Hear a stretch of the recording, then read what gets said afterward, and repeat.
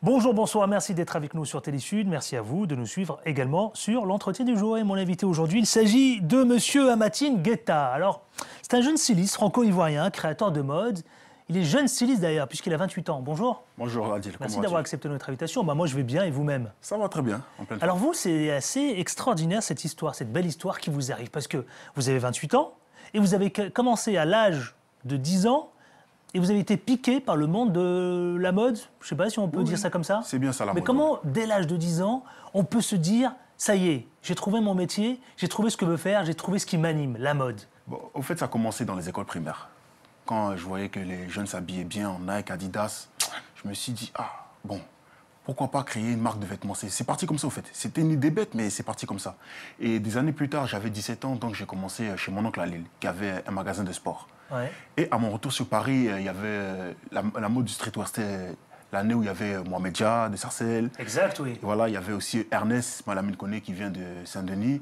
Donc je me suis dit, bon, toujours acheter la marque des gens, pourquoi ne pas créer ma propre marque? Ouais. Et c'est comme ça que c'est parti. Média, Ernest, pardon, Ouais. toute cette marque-là d'ailleurs, ça vous parle en quelque sorte, parce que c'est aussi, entre guillemets, vos grands frères, non? Voilà, on va dire ça mes aînés, ouais. C'est les Donc, aînés. c'est parti par là. Est-ce qu'ils vous ont encouragé, vous? Est-ce que c'était quelque part une impulsion pour vous?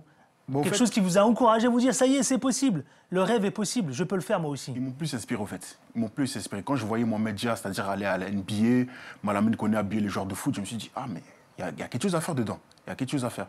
Et quand je me suis lancé, j'avais l'encouragement de ma famille, heureusement. Mais à part ma famille ou bien mes proches, les gens n'y croyaient pas, tu vois. Alors, oui, allez-y. Et donc, c'est-à-dire que je leur ai prouvé que j'y arrivais. Et les mêmes, aujourd'hui, qui ne croyaient pas en moi, c'est les mêmes aujourd'hui qui veulent poser pour moi, pour les séances photos, qui me demandent des vêtements. Et puis bon. J'ai plein de questions à vous poser. Pas de Vous souci. allez comprendre pourquoi, y compris parfois un peu des choses qui dérangent.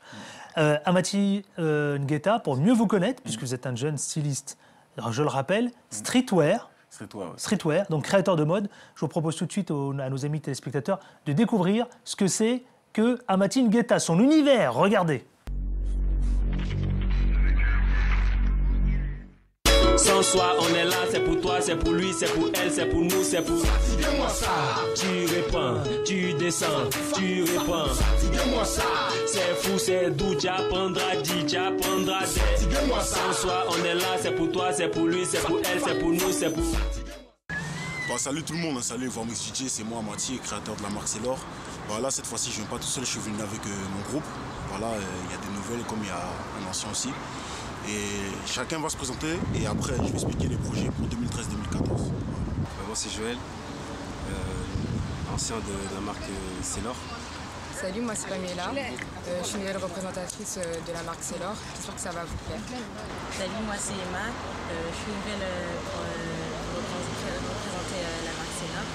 Et espérons que cette nouvelle collection fera un Donc voilà, et ce groupe s'appelle la Supreme Team Sailor. C'est le groupe qui fait partie de la marque Sailor. Et là, les t-shirts que vous voyez, c'est les t-shirts de 2013-2014. Il n'y a pas que les t-shirts, il y a les polos, il y aura bientôt les casquettes, les bobs, un peu tout. Et comme je dis, si vous voulez voir tout ça, vous partez sur mon Facebook, Amati Sailor, et il y a le Facebook aussi Sailor Authentique. Et là, il y aura le site d'ici le mois d'août, parce que comme j'avais un ancien site, là, je ne l'ai pas mis à jour, donc il y aura un site pour le mois d'août. Et là, il y aura toutes les nouvelles collections, les interviews et tout ce qui va avec. Voilà. Okay. Donc niveau projet, ça avance alors? Oui, ça avance très bien. Là, on a fêté les 10 ans le 15 juin, voilà, si je ne me trompe pas. Le 15 juin, on a fêté les 10 ans, parce que je me dis, pour moi, 10 ans dans une marque, ça se fête. Donc, on a fait un défilé, il y avait tout. Donc, bon, là, maintenant, on est en train de se baser sur l'année prochaine. Et là, à la rentrée septembre 2013, il y aura les nouveaux shootings avec les nouvelles femmes, Emma et puis Pamela. Et il y aura aussi la nouvelle collection pour les nouveaux-nés. Voilà. Et si tout se passe bien, bientôt dans le Parisien. Donc voilà, donc après bon, on est toujours ensemble, ils vont Mix DJ et puis bon, j'ai un projet aussi comme je te dis, bientôt d'aller en Côte d'Ivoire, là c'est en train de se faire. À propos de la Côte d'Ivoire, il y a Mixolo qui demande quand est-ce que je pourrais lui envoyer ces t-shirts. Il n'y a pas de souci Mixelo, nous on est là, comme on dit chez nous, il y a feuille. Donc là bientôt il y aura les polos, comme je te dis, il y aura les casquettes. Mais si je ramène les t-shirts, il faut faire de la pub avec. Donc voilà. Obligé. Donc comme on dit, Ivoire Mix DJ, toujours les numéros 1. Dans toute l'Afrique pour moi, pas seulement qu'en Côte d'Ivoire, c'est partout pareil. Partout pareil, le numéro 1, c'est ce que vous visez. Ouais. Vous êtes ambitieux. Toujours, il faut être ambitieux. Pas du tout utopique. Non, jamais. Jamais. Réaliste. Toujours. Dites-moi, la marque, elle s'appelle Sailor. Est-ce qu'elle a une signification, Sailor? Ben, Sailor, ça vient du mot c'est de l'or. Parce que moi, j'aime bien tout ce qui brille au fait. Donc, j'ai imaginé c'est de l'or avec mon designer. Et il m'a dit que c'est trop long, donc d'abréger. Donc, c'est là que Sailor vient du mot c'est de l'or. Donc c'est là, Sailor. Voilà. Alors moi, j'ai quelque chose quand même, une question qui va parfois vous paraître un peu provocatrice, mais c'est vrai que j'aimerais comprendre cet univers. C'est-à-dire que pourquoi vous vous lancez dans le streetwear et pourquoi on ne peut pas imaginer un Amati Ngueta dans le monde tout simplement classique. Vous savez, le monde de la mode, la création de la mode, tout à fait traditionnel. Allez vous frotter, par exemple, à des gens comme Saint-Laurent, qui ne sont plus du tout de ce monde, ou d'autres d'ailleurs, hein, qu'on connaît. Pour quelle raison vous vous embarquez toujours dans ce même créneau? Vous avez fait référence tout à l'heure d'ailleurs à Ernest, et puis d'ailleurs à notre ami Dia également. Pourquoi ce choix de la streetwear en permanence? Bon, on veut me commencer par là parce que la nouvelle génération, c'est eux qui font aujourd'hui le buzz, on va dire, le buzz, notre buzz. Donc, c'est-à-dire que les t-shirts, les suites, casquettes, tout, ça va toujours exister de toute façon, quoi qu'il arrive. Parce qu'aujourd'hui, je prends un exemple comme Nike Adidas. Nike Adidas, bon, c'est vrai que c'est pas comme Yves Saint Laurent ou Chanel, mais ils font toujours des t-shirts, ils font toujours des casquettes, ils font toujours des baskets, mais les jeunes achètent toujours. Donc, je regarde sur ça pour me baser sur Sailor. Mais Amati Ngueta, vous allez me l'accorder, le streetwear ne s'arrête pas simplement à la frontière d'un t-shirt, d'une casquette. C'est aussi un joli costume streetwear, c'est aussi des chaussures streetwear, c'est aussi une attitude streetwear. À quand peut-être une marque Sailor avec cet univers de la streetwear, à la fois aussi fashion? C'est vrai. Bah, après, les gens ne connaissent pas bien Sailor, donc je ne vais pas me permettre de faire encore des costumes Sailor. Parce que, bon, ceux qui ont l'habitude d'acheter des costumes Yves Saint Laurent, Chanel, ils ne vont pas me faire confiance en achetant un costume Sailor puisque la marque n'est pas encore connue. Donc, une fois que la marque sera connue, là, maintenant, j'aurai d'autres ambitions pour faire peut-être des costumes ou bien des chaussures. Alors, en 10 ans, d'accord, d'existence maintenant, quel bilan dressez-vous? Qu'est-ce qui vous a le plus, d'ailleurs, en 10 ans, qu'est-ce que vous retenez, par exemple? Qu'est-ce qui vous a le plus marqué? Bah, moi, ce qui m'a le plus marqué, c'est, on va dire plutôt les critiques. Les critiques, j'ai été beaucoup critiqué. Oui. Il y a beaucoup de gens qui m'ont dit qu'il faut... Ça vous a blessé?